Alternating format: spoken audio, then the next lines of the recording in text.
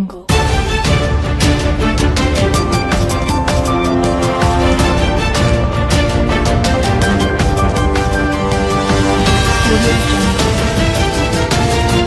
आज तक 24x7 में आपका स्वागत है और मैं हूं आपके साथ साक्षी।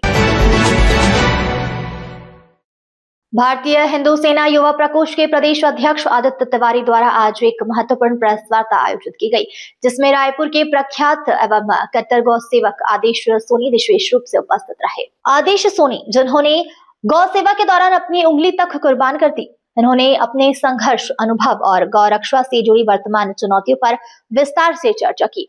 प्रेस वार्ता में आगामी गौ रक्षा अभियानों की रूपरेखा साझा की गई, जिसमें प्रदेश भर में जागरूकता अभियान, गौ तस्करी रोकने हेतु संयुक्त नेटवर्क, गौशाला को शुद्ध रखने की योजना, युवाओं का बड़ा दायित्व देने की राजनीति शामिल रही। इस दौरान संगठन ने गौ माता को राष्ट्रीय माता का दर्जा देने की मजबूत और सामूहिक मांग भी उठाई। कार्यकर्ताओं ने कहा कि यह सिर्फ धार्मिक नहीं बल्कि सांस्कृतिक और राष्ट्रीय अस्मिता का विषय है। प्रेस वार्ता स्थल पर सैकड़ों कार्यकर्ता उपस्थित रहे, जिन्होंने गौ माता राष्ट्रीय माता बनने का संकल्प लेते हुए आगामी आंदोलन में सक्रिय योगदान देने की बात कही। प्रदेश अध्यक्ष आदित्य तिवारी ने कहा कि भारतीय हिंदू सेना आने वाले दिनों में इस अभियान को और तेज गति से पूरे प्रदेश में चलाएगी। बड़े दुर्भाग्य की बात है कि आज हम स्वयं को सनातनी कहते हैं, टीका लगाते हैं, मंदिर जाते हैं, बड़े बड़े उत्सव करते हैं, पूजा पाठ आयोजित करते हैं, किंतु वहीं जहां पर हमको घायल और गंभीर गौवंश नजर आते हैं, हम आंखें फेर कर आगे निकल जाते हैं। हमें पता चलता है कि हमारे ही शहर में गौवंश से भरी हुई ट्रक जो गौवंश को काटने ले जा रही थी वो थाने में है, किंतु बावजूद इसके हम घर से बाहर निकलने का साहस नहीं जुटा पाते। आखिर कैसे ढोंगी हैं हम, सनातनी खुद को कहने का साहस कैसे कर सकते हैं? अरे ये तो मानवता पर धब्बा होने की बात है, क्योंकि गौ माता ने कभी किसी से भेदभाव नहीं किया, चाहे हिंदू हो, मुस्लिम हो, सिख हो, ईसाई हो, सबको प्रेम और करुणा बरसाई है हमारी गौ माता ने।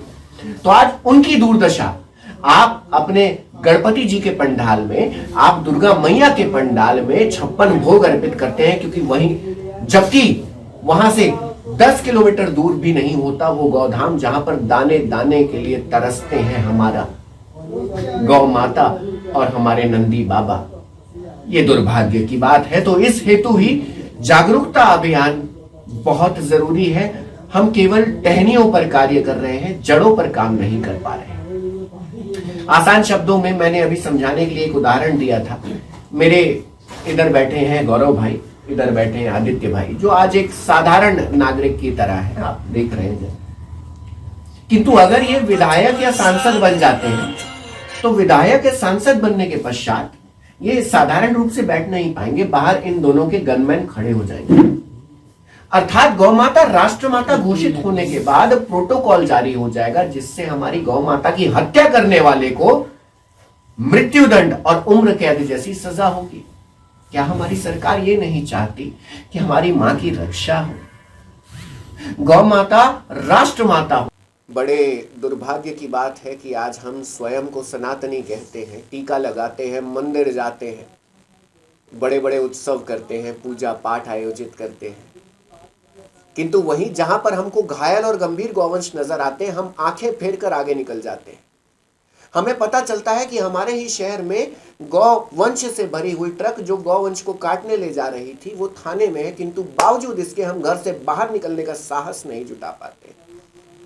आखिर कैसे ढोंगी हैं हम, सनातनी खुद को कहने का साहस कैसे कर सकते हैं? अरे ये तो मानवता पर धब्बा होने की बात है, क्योंकि गौ माता ने कभी किसी से भेदभाव नहीं किया, चाहे हिंदू हो, मुस्लिम हो, सिख हो, ईसाई हो, सबको प्रेम और करुणा बरसाई है हमारी गौ माता ने। तो आज उनकी दुर्दशा आप अपने गणपति जी के पंडाल में, आप दुर्गा मैया के पंडाल में 56 भोग अर्पित करते हैं, क्योंकि वहीं जबकि वहां से 10 किलोमीटर दूर भी नहीं होता वो गौधाम जहां पर दाने दाने के लिए तरसते हैं हमारा गौ माता और हमारे नंदी बाबा। ये दुर्भाग्य की बात है। तो इस हेतु ही जागरूकता अभियान बहुत जरूरी है। हम केवल टहनियों पर कार्य कर रहे हैं, जड़ों पर काम नहीं कर पा रहे। आसान शब्दों में मैंने अभी समझाने के लिए एक उदाहरण दिया था। मेरे इधर बैठे हैं गौरव भाई, इधर बैठे हैं आदित्य भाई, जो आज एक साधारण नागरिक की तरह है, आप देख रहे हैं। दी जाएंगी सुविधाएं, दी जाएंगी, विशेष कोष दिया जाएगा, वैसे ही गौ माता के लिए विशेष कोष आएगा। हर बजट में गौवंश का स्थान होगा। जो गौचरण भूमि, आपको बता दूं भाई साहब आपकी जानकारी के लिए, मैं रायपुर छत्तीसगढ़ से हूं। छत्तीसगढ़ में 4.5 लाख एकड़ भूमि है गौचरण की, जो हमारी माँ और बाबा की है। फिर भी रास्ते में दर दर को भटक रहे हैं, क्योंकि 2 पैर वाले राक्षसों ने उसे हथिया रखा है। हम अपनी भूमि के लिए तो लड़ लेते हैं भाई साहब। आपकी अगर 10 स्क्वायर फीट भूमि भी कोई ले लिया तो आप तो कोर्ट कचहरी तक कर चले जाओगे। हमारी माँ के लिए कौन लड़ेगा, हमारे बाबा के लिए कौन लड़ेगा? प्रश्न यह है, आप सभी को अपने आप से पूछना होगा कि गौ माता के लिए आखिर कौन लड़ेगा? क्या केवल इन लोगों ने ठेका ले रखा है? क्या केवल इनकी माँ है? क्या केवल इन्होंने दूध पिया है? क्या केवल इनको लाभ मिला है हमारी माँ के शुद्ध गोबर और गौचरण का? अगर आप सबको भी मिला है तो जाग जाओ, यही विनती है। आपका कोई प्रश्न है तो आप पूछ सकते हैं। माता होने के बाद गौ मंत्रालय की स्थापना होगी, और जिस प्रकार इनको सरकारी आवास दिया जाएगा, इनको गाड़ियां दी जाएंगी, सुविधाएं दी जाएंगी, विशेष कोष दिया जाएगा, वैसे ही गौ माता के लिए विशेष कोष आएगा। हर बजट में गौवंश का स्थान होगा। जो गौचरण भूमि, आपको बता दूं भाई साहब आपकी जानकारी के लिए, मैं रायपुर छत्तीसगढ़ से हूं। छत्तीसगढ़ में 4.5 लाख एकड़ भूमि है गौचरण की, जो हमारी माँ और बाबा की है। फिर भी रास्ते में दर दर को भटक रहे हैं, क्योंकि 2 पैर वाले राक्षसों ने उसे हथिया रखा है। हम अपनी भूमि के लिए तो लड़ लेते हैं भाई साहब। आपकी अगर 10 स्क्वायर फीट भूमि भी कोई ले लिया तो आप तो कोर्ट। अंकित श्रीवास्तव की रिपोर्ट।